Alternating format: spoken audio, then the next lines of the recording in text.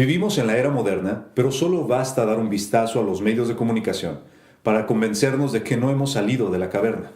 La actitud misógina de figuras importantes y empresarios, tristemente también líderes religiosos, desbordan los titulares y tiñen de vergüenza a los derechos civiles, de los cuales el primero es la libertad de expresión.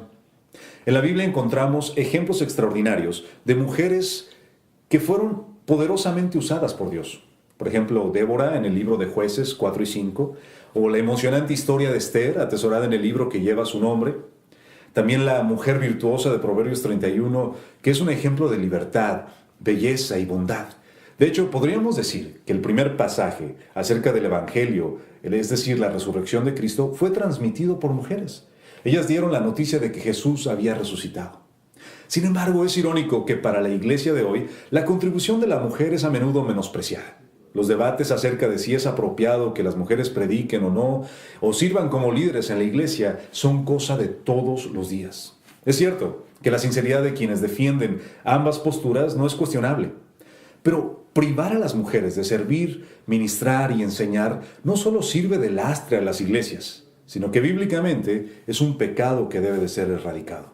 Considera lo siguiente: toda la Escritura es inspirada por Dios. En segundo lugar, toda la Escritura debe ser interpretada sin ignorar su contexto histórico.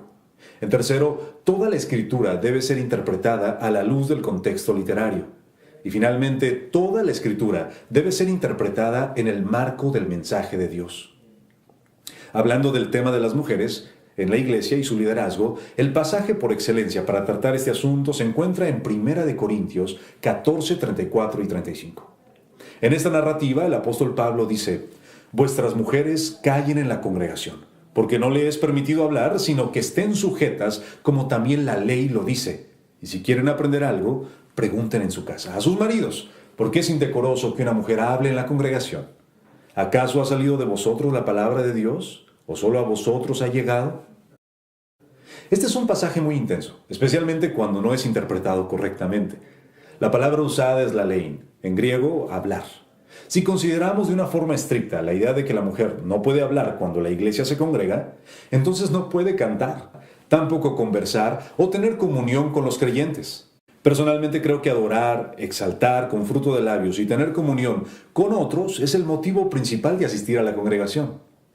Una vez más, es importante interpretar la Biblia de acuerdo a la Biblia. Es claro que las mujeres oraban en voz alta y que profetizaban en los servicios. El pasaje de 1 Corintios 4 al 6 dice: todo varón que ora o profetiza con la cabeza cubierta afrenta su cabeza, pero toda mujer que ora o profetiza con la cabeza descubierta afrenta su cabeza. Porque lo mismo es que si se hubiese rapado, porque si la mujer no se cubre, que se corte también el cabello. Y si le es vergonzoso a la mujer cortarse el cabello o raparse, entonces que se cubra. Entonces, ¿cuál es el significado detrás de estos pasajes? Lo que están diciendo es que si las mujeres van a hablar, que pregunten en su casa. El problema aparente que el apóstol está enfrentando es que las mujeres estaban haciendo un alboroto a la hora de preguntar a sus maridos en público. Estaban interrumpiendo el servicio a Dios. Esta interpretación va de acuerdo al contexto del capítulo, el cual está tratando problemas de la logística del servicio de adoración, especialmente con el tema relacionado a los dones espirituales. Por eso leemos lo siguiente: hágase todo decentemente y para edificación. El versículo 26. Pues Dios no es un Dios de confusión, sino de paz, como en todas las iglesias, el versículo 33. Y finaliza en el versículo 40 diciendo: hágase todo decentemente y en orden. En otras palabras, todo lo que se haga en la iglesia debe ser hecho pacíficamente, edificante y de manera ordenada. El otro pasaje que se ha convertido en la bandera de la represión se encuentra en 1 Timoteo, capítulo 2, versículo 12. Dice: la mujer aprende en silencio, con toda sujeción, porque no le permite a la mujer enseñar ni ejercer dominio sobre el hombre, sino estar en silencio. Debo aclarar que la palabra en griego para mujer es la misma que la palabra esposa, y la palabra para hombre es la misma para marido. En el siguiente verso, en el 13, Pablo apela al argumento de la creación de Adán y seguidamente la creación de Eva. Todo indica, si se lee en el contexto y se respeta la interpretación, que el pasaje está tratando acerca de la relación matrimonial y no del servicio de adoración de la iglesia, como se ha pensado. Por supuesto, Pablo no está diciendo que los hombres no pueden aprender de la mujer, simplemente que la mujer no debe manipular y dominar a su esposo. Hay una gran diferencia en esto. En Hechos 18, 24 y 26 se cuenta la historia de una mujer llamada Priscila y su esposo Aquila. Esto es lo que dice. Llegó entonces a Éfeso un judío llamado Apolos, natural de Alejandría, varón elocuente, poderoso en las Escrituras. Este se había sido instruido en el camino del Señor y siendo de espíritu fervoroso, hablaba y enseñaba diligentemente lo concerniente al Señor, aunque solamente conocía el bautismo de Juan, y comenzó a hablar con denuedo en la sinagoga. Pero cuando le oyeron Priscila y Aquila, le tomaron aparte y le expusieron exactamente el camino de Dios. Apolos, como lo vemos en esta historia, era un erudito, y después llegó a convertirse en un predicador de la iglesia. Si la prohibición de Pablo en la carta a Timoteo es real, entonces Priscila estaba pecando, Apolos estaba pecando, y Aquilas también lo estaba haciendo al aceptar la enseñanza de una mujer. Pero la Biblia no hace ninguna recriminación al respecto. Priscila es el ejemplo perfecto de una mujer que a través de una relación matrimonial saludable usa los dones dados por Dios para la expansión del Evangelio. Es interesante que en todas las ocasiones que esta pareja es mencionada, Priscila va primero. No es un secreto que las iglesias cuentan con más mujeres que hombres. Pero si somos generosos y decimos que el 50% de los cristianos son hombres y el otro 50% son mujeres, una de las actividades de Satanás es trastornar la palabra de Dios.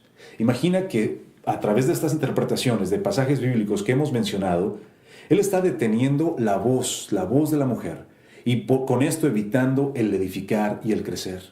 Tenemos una gran cantidad de ejemplos bíblicos de mujeres liderando en la iglesia. Romanos 16 nos cuenta la historia de Febe. Filipenses nos menciona a Evodia y a Síntique. En Romanos se menciona a Junias, quien, de acuerdo a la tradición de los padres de la iglesia, fue una mujer que ejerció un liderazgo que o ganó el prestigio entre los apóstoles o fue contada con los apóstoles. La interpretación de esta sola frase es razón de dispendiosos debates sobre todas las cosas.